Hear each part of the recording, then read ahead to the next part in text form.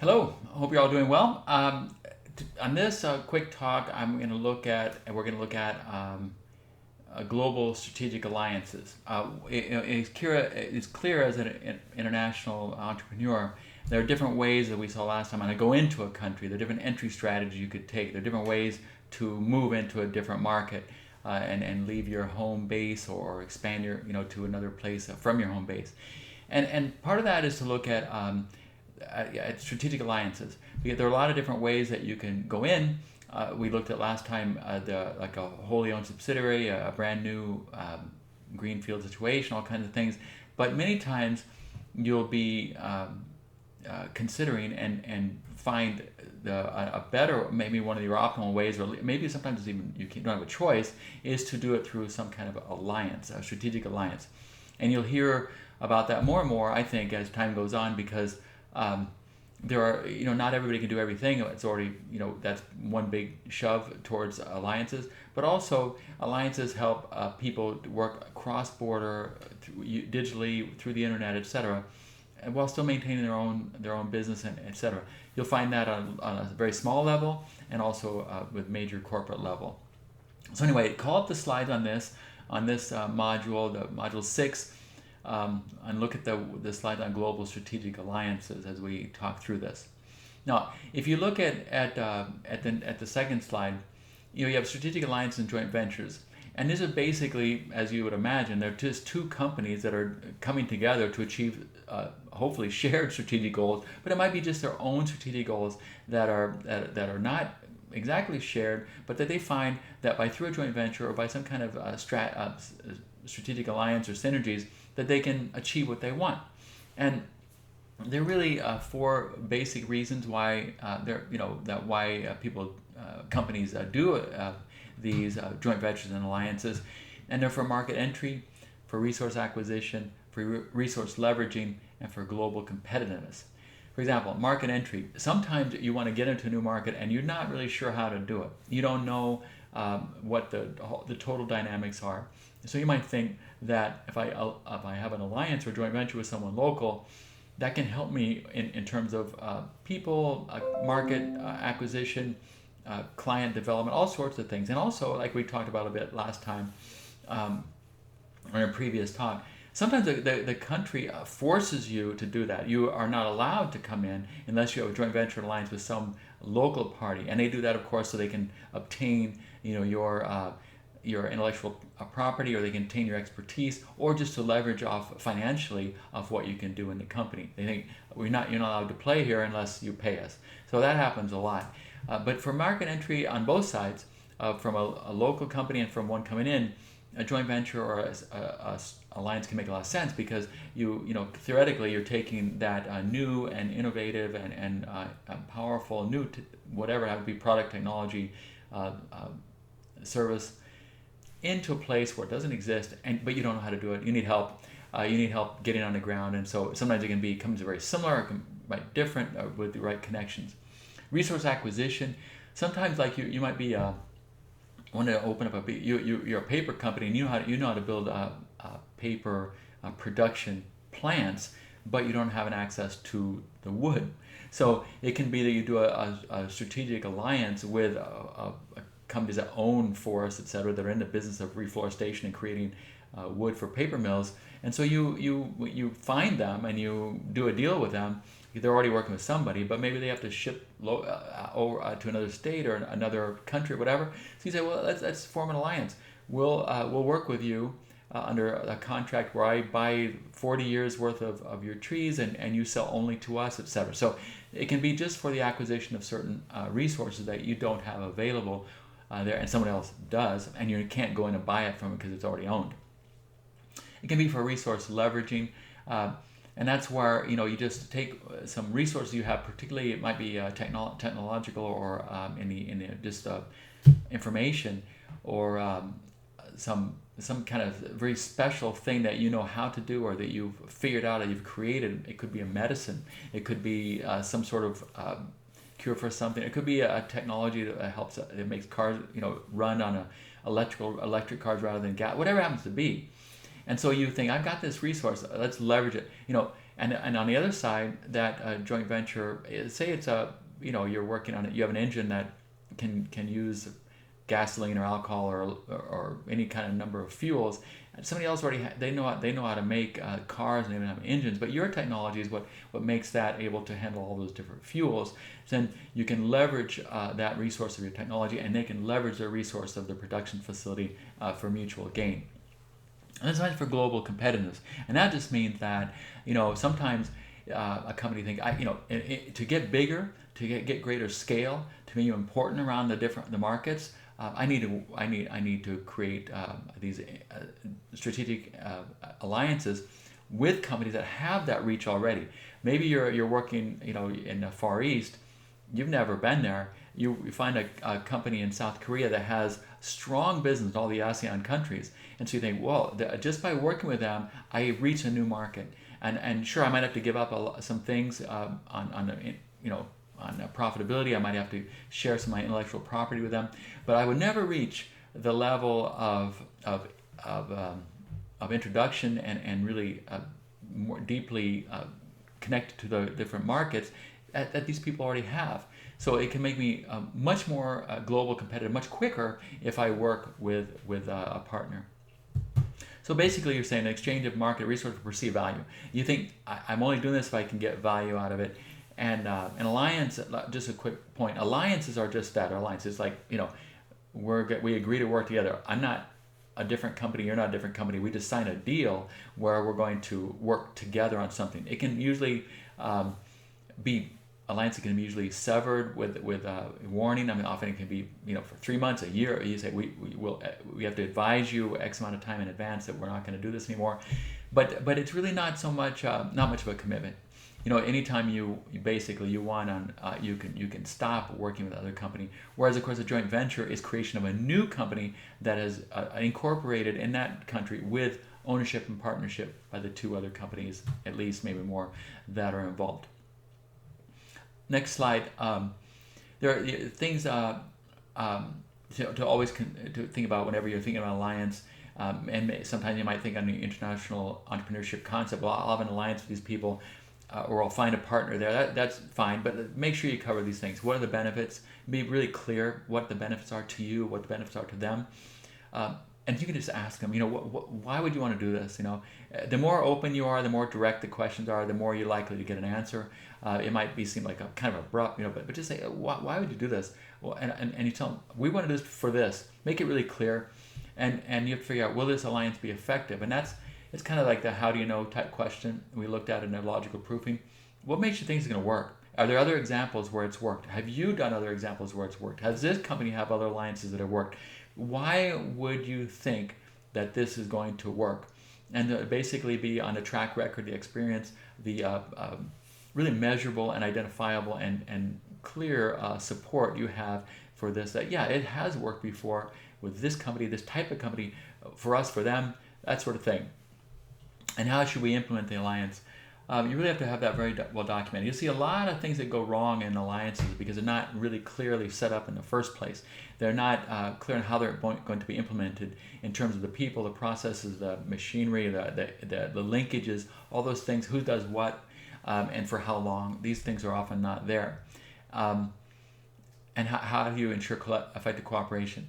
That's really a tough one because what happens in alliance or joint venture, you have a honeymoon period where this is going to be great, fabulous, we can't wait to do this, and you think you understand what they want, you think you've explained, but in the back of your mind you think, what I really kind of want is this. We think after this we're going to have this leverage, this advantage. They're thinking the same thing.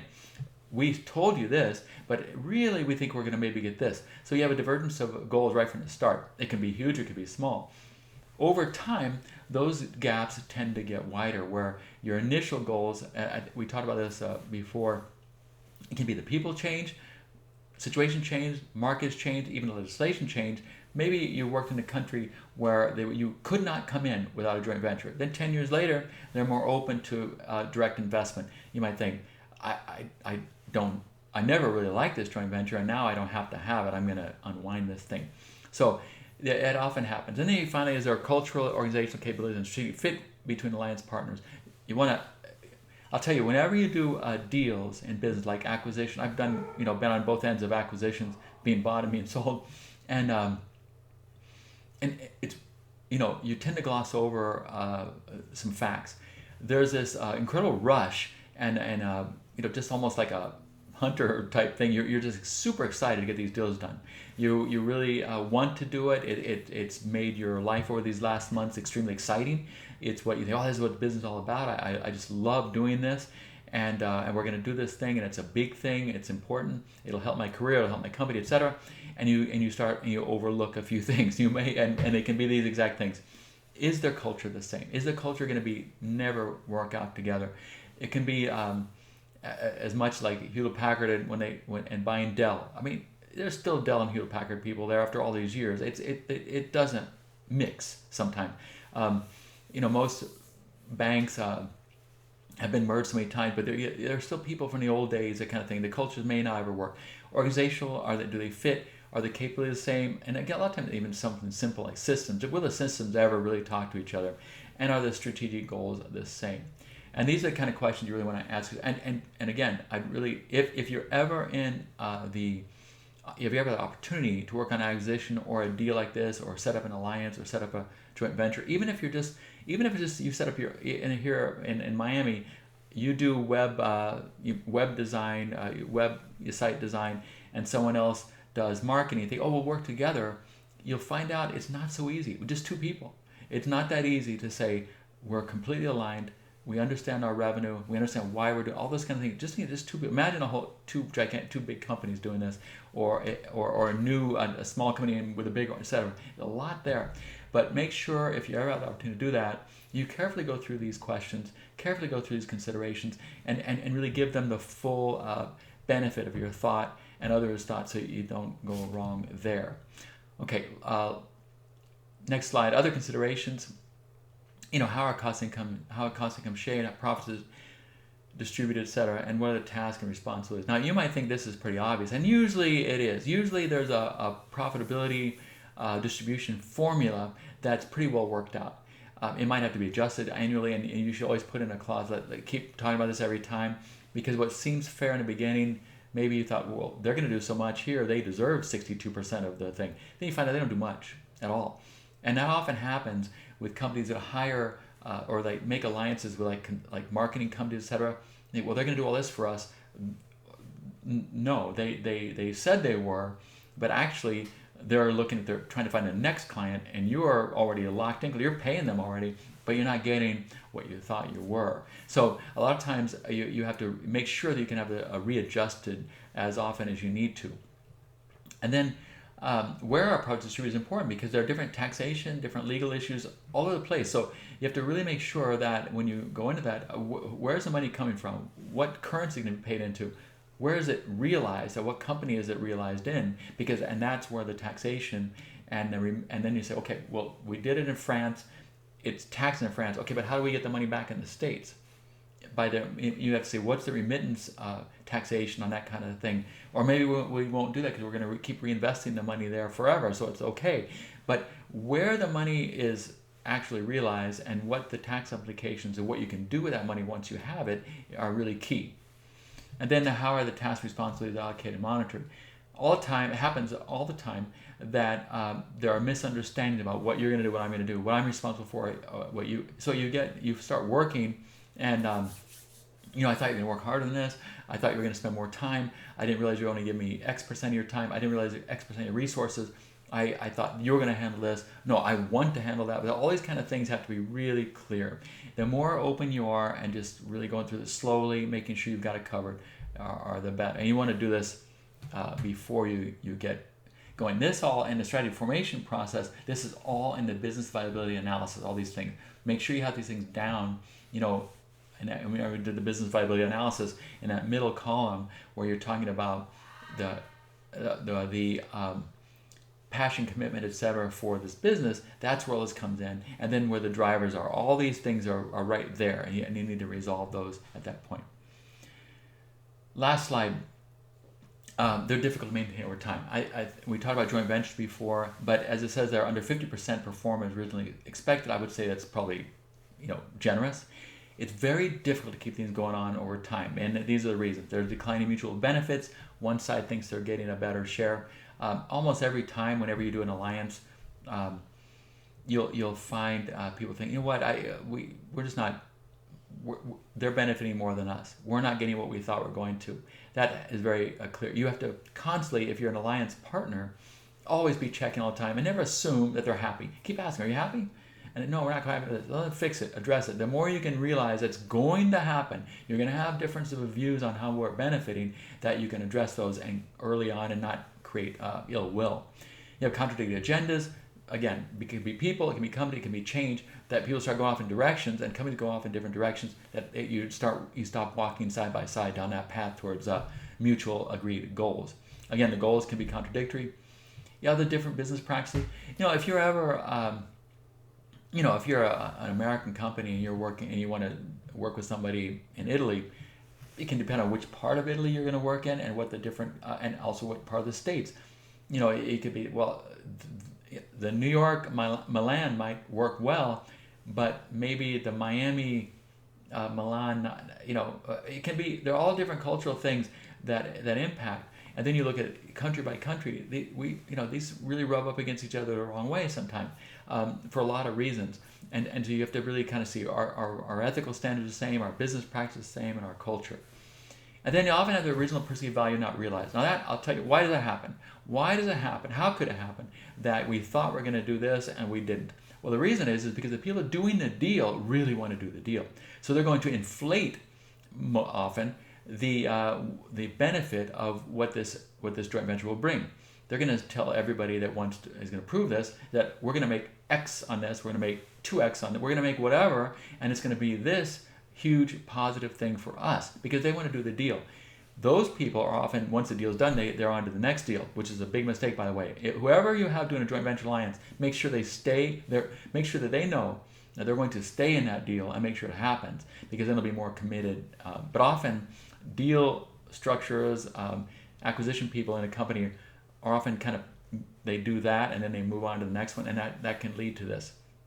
So the new manager comes over, takes over, and this thing is not working anything like it looked like on paper, and they get dissatisfied. Rather than digging in and say, well, okay, fine, it's going to take us longer, it's going to work harder, they just kind of throw up their hands. So it can often happen that way, that the original perceived value is not realized because that was influenced by the tremendous desire to get this deal done. Finally, it depends on people. People are people, and things happen. And two people may get along really well when they're doing the thing. Somebody else comes on, that person gets transferred, anything can happen, they quits, etc. And then you have different people. And then the other person, well, I've got to show I'm stronger, more powerful, whatever. And this person, other person might say, I couldn't even care less about this joint venture. I got so many other things to worry about. So that change from the original deal negotiators can make a big difference on the success. So all these things hold true. Joint ventures are normally don't work over X amount of time, so you have to really be careful with that. And what I would say in this is it goes back to one of the principal strategy that the fix and tweak. Remember, and that said, that concept that if it ain't broke, don't fix it. We have to reject that. It's always going to be broken. It's always going to change. Business is all about making constant tweaks and constant adjustments and constant re-looking and re-fine-tuning and analyzing, measuring, and making those changes. And I'll tell you, that's the fun part about business. When you're a manager, it's like your golf swing. You hit great, all of a sudden something goes a little bit wrong. Well, a lot of people say, well, I enjoy fixing it. You can't panic and say, oh, this change I can't fix. Because in business, it's always going to fall apart unless you're there proactively fixing it all the time. And I think that's a key part of a manager. You're always expecting things to slide. You can never rely on just what was great before, so it's going to continue to be. It's always going to change. And so same thing with these alliances. If you're constantly proactively trying to make sure that they work better and expecting these things to occur that we've just talked about could happen, then I think you'll have a much higher potential for success of that venture. All right, hope that helps. Talk to you soon.